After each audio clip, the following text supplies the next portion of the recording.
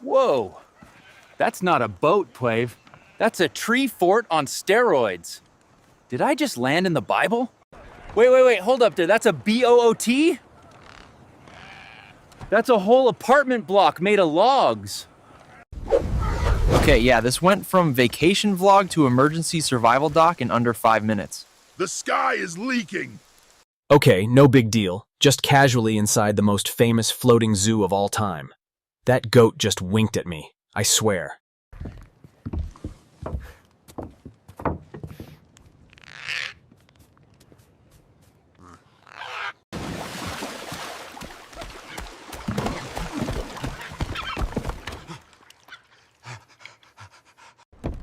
Not bad for end-of-the-world accommodations.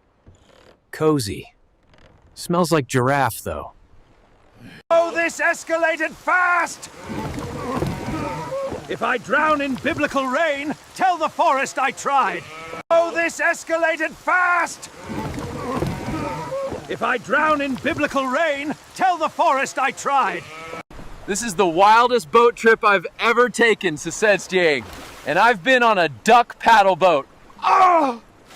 I don't know what this means exactly, but it feels big. Like forest waking up kind of big.